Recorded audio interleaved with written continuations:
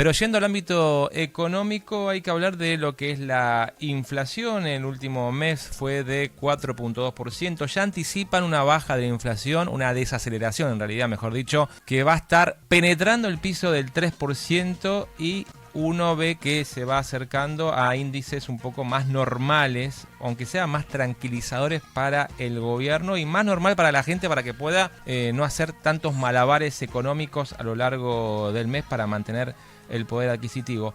Sin embargo, están pidiendo recalibrar el índice de inflación para saber cuál es la verdadera inflación. Esto porque se empieza a mostrar como que algunos datos de la inflación que da el INDEC puede ser no representativa de los precios que realmente uno ve o percibe en su vida cotidiana, en su mes cotidiano de consumos. Y esto lo comunica el Instituto de Investigación Social, Económica y Política Ciudadana, ISEPSI. Y por esa razón estamos en comunicación con Rubén Ciani, que es el coordinador del área de economía del ISEPSI. Rubén, ¿cómo estás? Te saluda aquí Esteban Ocampo del Archivo de los Medios. ¿Cómo andás? ¿Cómo va? Buenas noches, Esteban. ¿Qué tal? Buenas noches. Rubén, bueno, cuéntenos acerca de esta idea de recalibrar la inflación, porque no representa ciertamente el INDEC el dato que la sociedad o la opinión pública en general puede percibir en su economía real en un mes cualquiera. Ya había dicho en su momento Marco Labaña que iban a cambiar la metodología para medir la inflación, que esto pasó un poco por lo bajo, no hubo mucho ruido en los medios de comunicación, pero está en sintonía con lo que están declarando ustedes también. Sí, nosotros realmente lo declaramos antes que lo dijera Labaña, Marcos, porque creo que el artículo debe tener 3 semanas, 4. Ahora, sí, nosotros lo que alertábamos era que, digamos, que no era representativo, lo que decíamos ahí, que no había un problema de captación de datos, pero que estaba descalibrado. Nosotros lo pusimos como termómetro descalibrado. Sí. ¿Por qué? Porque los cambios drásticos grandes entre precios de bienes y precios de servicios cambiaron la composición de la canasta de bienes que determina el gasto de los consumidores. Entonces, ya la canasta no es representativa. Yo te lo digo en estos números, por ejemplo. Vos tenés que, yo estaba viendo, justo me llamaste el artículo, vos tenés que, la ponderación de la canasta de bienes es del año 2005. Sí, ¿qué quiere decir? Lo que la gente dice, bueno, es un promedio, ¿viste? La inflación. Sí, es un promedio ponderado. No es que los bienes, los alimentos representan el 27% del impacto en la inflación y los servicios el 9%. Y otros, hay 13 subgrupos importantes. Entonces, esa con una ponderación establecida en el 2005 y digamos, corregir algo, como dijo Marco Labaña, en el 2015-16, cuando sacaron el nuevo índice, en principio puede ser que siga reflejando la estructura de gastos, de preferencias de los consumidores. ¿Qué quiero decir? Que tiene incorporado lo que es el celular, lo que es la salida, lo que es el comer, qué sé yo, verduras más importantes, digamos, lo tiene incorporado. Pero lo que no tiene incorporado es que de golpe, lo que cuando la gente ahora paga el doble de la luz y de los servicios, el doble, 5 veces más de las tarifas de colectivos. Ni hablemos los clases medias que tienen las prepagas, ¿no es cierto? Ni hablemos de los... Entonces, ¿qué le cambió al consumidor? Le cambió la estructura de gastos. Y esa estructura de gastos tiene que ser trasladada a la canasta de bienes que mide el índice de precios para que sea representativo de lo que está pasando. ¿Me explico? Sí, perfectamente. La canasta hoy de bienes y servicios de una familia tipo, los servicios propiamente dicho representan mucho más de lo que representaba antes en cuanto a la proporción del gasto total. Entonces, con la quita de subsidios, aumenta de tarifas y demás. Antes era el 9% de la canasta total, ahora imagino que debe estar cerca del 25%. Pues está bien, digamos, es un buen cálculo, ¿no? Ese es el tema. Entonces, por ejemplo, la canasta, el índice que fue el 3,5, el índice del 3,5 que dio 2,5 de alimentos, de alimentos y bebidas. Las bebidas, en este índice, alimentos y bebidas no alcohólicas, y bebidas en total, están en el 30% de la canasta. Es decir, el índice supone el 30% del gasto de la familia va a alimentos y bebidas. ¿Sí? Y además supone, como vos decís, que el 9% va a lo que ellos llaman vivienda, electricidad, gas y combustible, ¿no? El segmento, el grupo que como está estructurado en el INDEC. Bueno, pero hoy seguramente la canasta de bienes debe ser el 23, el 24, te voy a dar otro dato que me parece que... Y la electricidad la puede ponderar mucho más. Ni hablemos de lo que es la medicina prepaga a los jubilados. Los medicamentos. Estamos hablando de nada más de los medicamentos. Es decir, ese cambio tiene que reflejarse. Seguramente la participación de alimentos y bebidas va a seguir siendo relevante, porque vamos a seguir comiendo. Pero todo lo que hacemos, y ahí está el tema, todo lo que hacemos, es decir, ¿por qué baja la inflación y no lo sentimos? Eso sería... Claro, porque en realidad el mayor ajuste lo estamos teniendo en los servicios públicos o en los servicios de energía, es el mayor ajuste y es lo que menos está ponderado. Además por un elemento económico, los alimentos y bebidas son bienes con elasticidad, elásticos. ¿Qué quiere decir? Que si sube el precio se voy a comprar menos o me voy a pasar a otro producto de menor calidad, etcétera. Ahora, todo eso que ahorro ahora me lo lleva los servicios, ¿no? ¿Me entendés? Y eso es lo descalibrado de la canasta. Te doy un dato adicional, y después no quiero hablar científico, pero te doy un dato adicional. En el 2016 se revaluó la canasta del INDEC, pero no es la aplicada. No, digamos, se aplica una del 2005 modificada con algunas cosas. Pero, por ejemplo, en el 2016, para que tenés una idea, ya los alimentos y bebidas ponderaban el 25% de la canasta, no el 30%. Y los gastos de vivienda, electricidad, acá, estaban en el 13%. Porque en ese momento, con Macri, estaban bajando los subsidios a los servicios.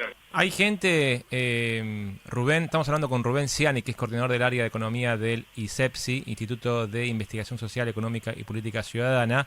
Hay gente que cuando le entrevistan en la calle, que le preguntan cuánto gana, cuánto consume y demás, te habla de que el 50% de su salario se va en alquiler y servicio de energía. Seguro. Es decir, porque el salario está muy bajo, ¿no? Hay que decirlo también. Pero el 50% del ingreso de una familia puede irse en alquiler, expensas y servicios a la energía de la casa. A ver, la teoría de la demanda, ¿cierto?, de bienes, en general, se divide en dos segmentos. Uno el efecto sustitución y otro el efecto ingreso. Sí, digamos, sube la naranja en lugar de los duraznos, es factible que vaya a comprar más naranja que durazno. Ahora, si a mí, es más profundo, pero si a mí, digamos, sea por eso, o sea porque suben más los servicios que los alimentos, los ingresos se me caen, el efecto va a ser mayor en medida que los ingresos sean menores. ¿Me explico? El efecto del descalibrado. Entonces, es lo que vos decís, no tenemos solamente, porque si tuviéramos los sueldos de Europa, lo podríamos enfrentar. Claro. Como tenemos sueldos de una Argentina desgastada, y bueno, cada vez impactan más, o cada vez impactan mucho más y es mucho más doloroso, y realmente tienen que reflejarse en el índice. Yo no estoy diciendo que el índice esté manipulado, que esté manejado como en otras épocas, no, nada que ver, no. Lo que estoy diciendo, bueno, que no representa la canasta. Vos pensás que en enero-julio la suba de los servicios, incluyo ahí las prepagas, digamos, un cúmulo de lo que nosotros llamamos los precios regulados, decretados, ¿no? Regulados, claro. Los precios regulados. Todo eso, ese suba fue el doble de lo que era el precio de los alimentos en enero-junio. Y hay otro dato también que impacta. Si uno mira para atrás los años de Alberto y los últimos de Macri, la relación era menor a 1.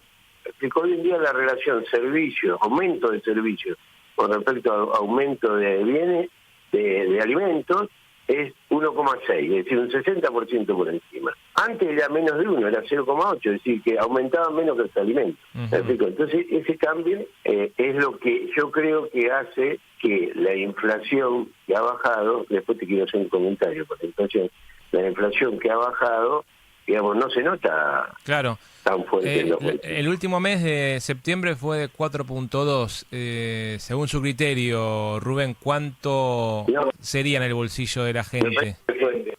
Me parece que fue 3,5. Yo no sé si estoy equivocado yo. 3,5. Sí, tenés razón, 3,5. El último dato fue 3,5. ¿Cuánto hubiera sido con una recalibración, entendiendo más ponderación en los servicios? Nosotros lo hicimos de enero a julio en el trabajo que publicamos. Y nos daba, ahí creo que teníamos te digo, y había como un 30% más. 30 puntos más. Un acumulado, claro, un acumulado de 87, 90 y estaría arriba de 100. Y así también esto está demostrando también la caída del consumo, ¿no? No solamente el consumo cae porque los salarios no recuperan la inflación actual, sino que si entendemos la inflación recalibrada con la ponderación correcta de los servicios, la caída del ingreso es mucho mayor. Hay dos efectos de ingreso. El efecto de ingreso de la caída de los salarios y el efecto de ingreso del aumento de los precios regulados. No lo puede evitar. El transporte es un elemento, por eso en gran parte del mundo el transporte se trata de subsidiar, porque se promueve para que el hombre te vaya a trabajar y para que no use el auto, digamos, así de fácil. Y porque eso trae costos. Acá realmente estamos... Pero nadie diría... Esto es también...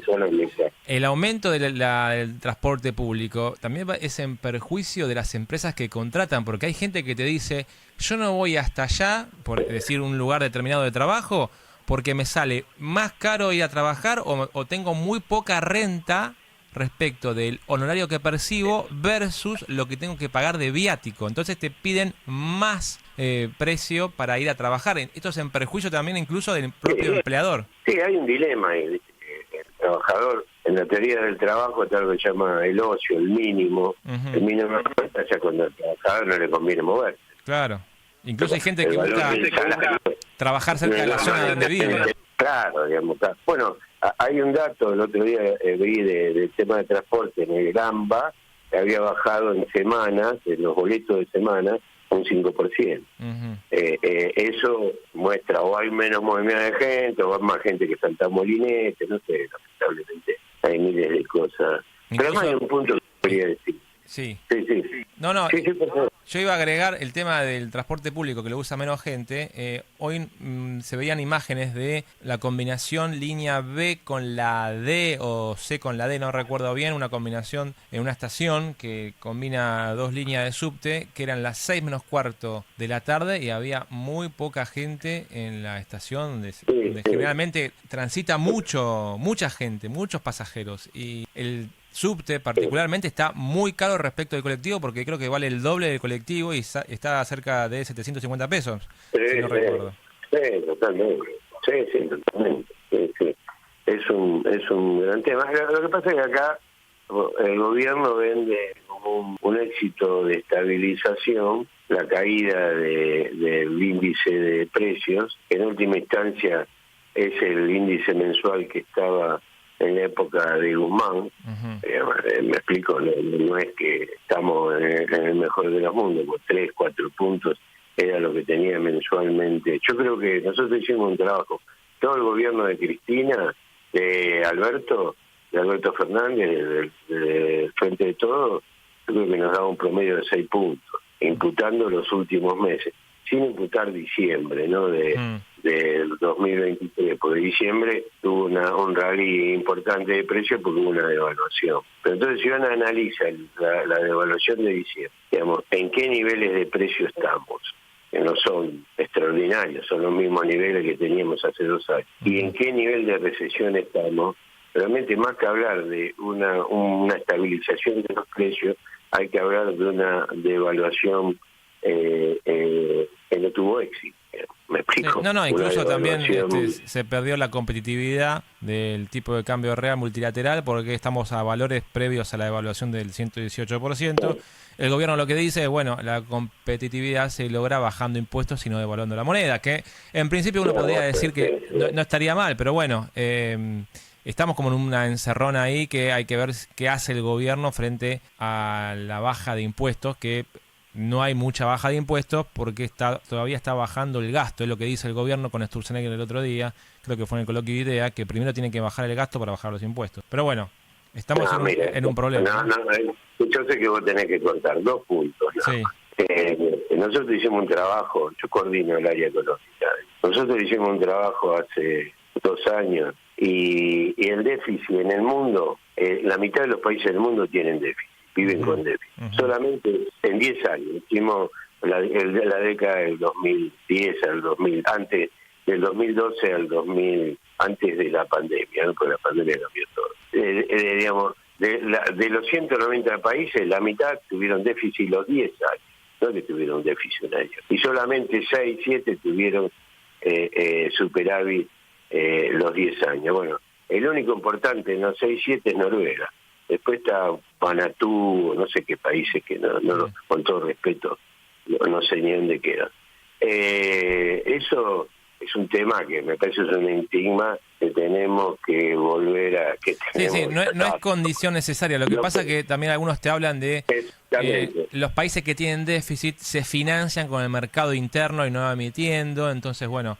Hay como ahí una discusión de teoría económica. No, entonces la discusión sería emitir. No, pero hay varias cosas. Digamos, si uno analiza los últimos 20 años, la inflación se desata cuando no hay reserva libre del Banco Central. En algún momento, si querés, te lo demuestro. No tiene que ver con la emisión. Además, gran parte del déficit, en Argentina hay un trabajo de un economista, Jaime Farjís, el 60% del déficit corresponde al pago de intereses de la deuda. Con lo cual, digamos, no es que vos... es una cosa mucho más compleja. Obviamente no se acepta el despilfarro, eso es... Claro. Despilfarro y déficit no tiene que ser sinónimo. Es un punto. Y para redondearte, porque, digamos, del lado impositivo, más que bajar impuestos, hay que mejorar la progresividad de los impuestos. También. Algo que veníamos diciendo acá de algunos beneficios impositivos que tienen grandes empresas que podrían empezar a contribuir a la arca del Estado Nacional y no tanto cargarle a los que menos contribuyen, ¿no? O menos capacidad contributiva tienen. Rubén, gracias por este tiempo. La verdad tenemos que cortar porque tenemos que avanzar con el programa, pero agradecerles por este rato. Bien. Ahí pasaba... muchas gracias por ustedes. Espero que se siga. Hasta luego. Muchas gracias, hasta luego. Ahí pasaba Rubén Ciani, coordinador del área de economía del ISEPSI, Instituto de Investigación Social, Económica y Política Ciudadana. Señores, hacemos una breve tanda y ya venimos, dale.